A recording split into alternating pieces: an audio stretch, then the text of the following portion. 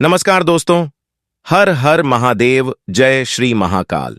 तो आज की वीडियो में हम बात करेंगे भोले बाबा के भोग के बारे में। क्या सच में शिवरात्रि पर इन चीजों का भोग लगाने से भोले बाबा प्रसन्न हो जाते हैं?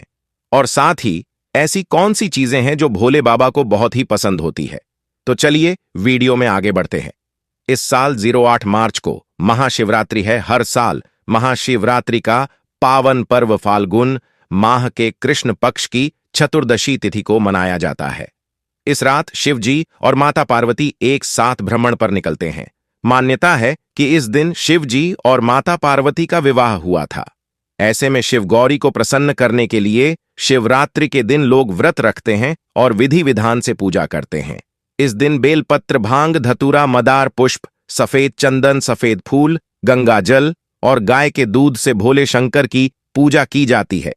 वैसे तो शिवलिंग पर मात्र एक लोटा जल और बेलपत्र अर्पित करने से ही महादेव प्रसन्न हो जाते हैं, लेकिन कुछ ऐसे प्रसाद और भोग भी हैं जिन्हें शिव जी को अर्पित करने से महादेव की विशेष कृपा प्राप्त होती है।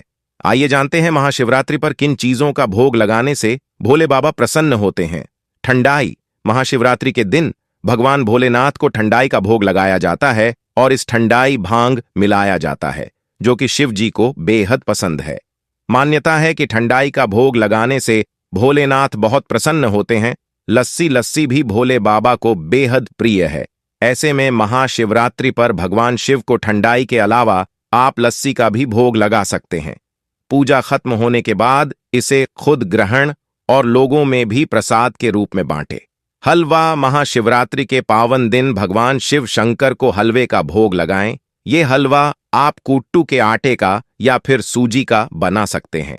शिव जी को हलवे का भोग लगाने से वह बहुत खुश होते हैं और अपने भक्तों की सभी मनोकामनाएं पूरी करते हैं। भांग के पकौड़े। शिव शंभू को भांग अत्यंत प्रिय है।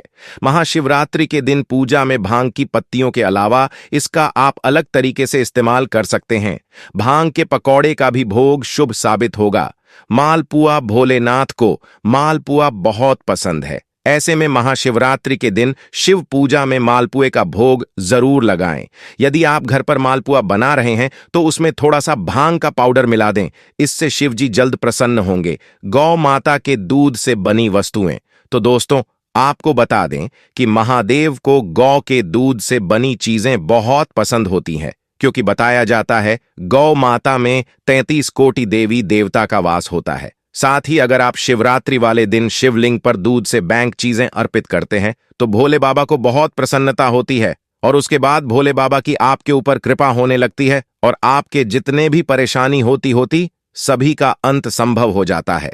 महाशिवरात्रि तिथि पर भगवान शिव और माता पार्वती परिणय सूत्र में बंधे थे, अतः शिवरात्रि तिथि का विशेष महत्व है।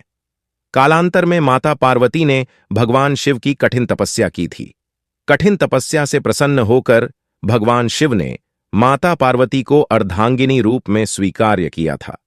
अतः अविवाहित जातक शीघ्र विवाह हेतु शिवरात्रि पर शिव जी की पूजा अर्चना करते हैं।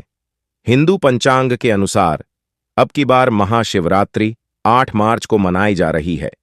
यह पर्व हर महीने कृष्ण पक्ष की चतुर्दशी को मनाया जाता है।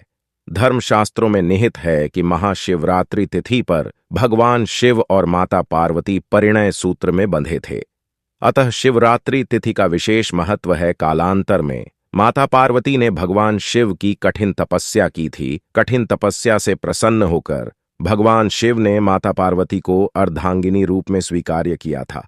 अतः अविवाहित जातक शीघ्र विवाह हेतु शिवरात्रि पर भगवान शिव की विशेष पूजा अर्चना करते हैं। वहीं विवाहित स्त्रियां सुख, संतान और सौभाग्य की प्राप्ति हेतु शिवरात्रि का व्रत करती हैं। शिवरात्रि करने के कई कठोर नियम हैं। इन नियमों का पालन करने से व्रत पूर्ण होता है। अगर आप भी इच्छित वर की प्राप्ति हेतु सावन शिवरात्रि का व्रत कर रहे हैं तो व्रत नियम जरूर जान लें। आइए जानते हैं सावन शिवरात्रि के दिन क्या करें। सावन शिवरात्रि के दिन स्नान ध्यान कर सर्वप्रथम गंगा जल से भगवान शिव का अभिषेक करें। तत्पश्चात कच्चे दूध से अभिषेक करें। अंत में सामान्य जल में बेलपत्र और सुगंध मिलाकर अर्घ्य दें।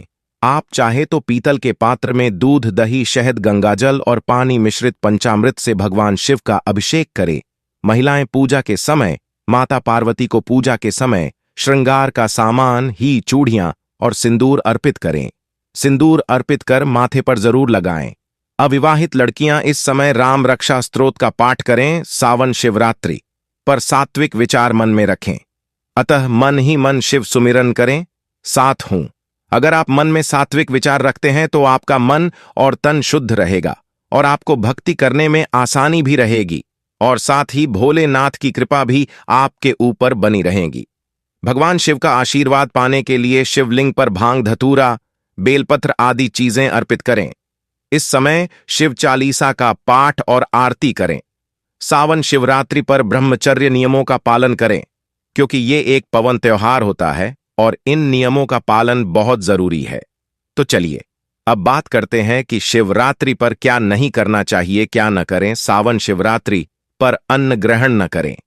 अगर आप व्रत उपवास रख रहे हैं तो संध्या आरती के पश्चात फलाहार करें। दिन के समय में भी फल ही ग्रहण करें। सावन शिवरात्रि के अगले दिन पूजा पाठ कर व्रत खोलें। इस समय अन्न ग्रहण कर सकते हैं। सावन शिवरात्रि पर दिन में सोने की मनाही है।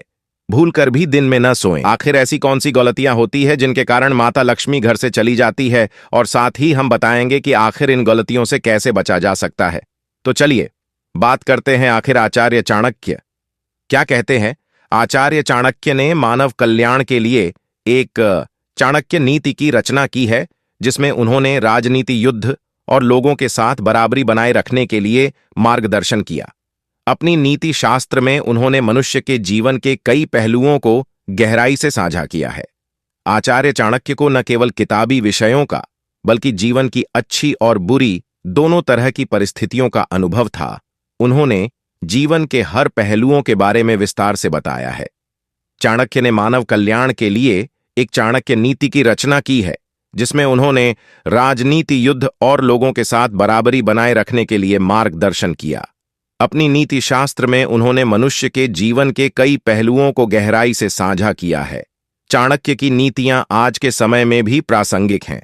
आचार्य चाणक्य ने अपनी नीतियों में गुणी इंसान के बारे में भी विस्तार से जिक्र किया है। उनके अनुसार व्यक्ति के अंदर कुछ ऐसे गुण होते हैं जो उसे सफल बनाते हैं, और मां लक्ष्मी भी ऐसे लोगों से प्रसन्न रहती हैं। चलिए जानते हैं इसके बारे में। अन्न का सम्मान। आचार्य चाणक्य के अनुसार जिन घरों में सदैव अन्न का सम्मान किया जाता है, वहां कभी किसी चीज की कोई कमी नहीं होती है। मां लक्ष्मी की कृपा से ऐसे घरों के भंडार सदैव भरे रहते हैं।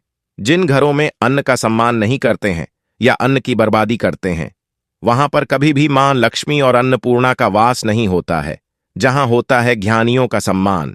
मनुष्य को सदैव ज्ञानी लोगों की संगति करनी चाहिए और उनका भलीभांति सम्मान करना चाहिए।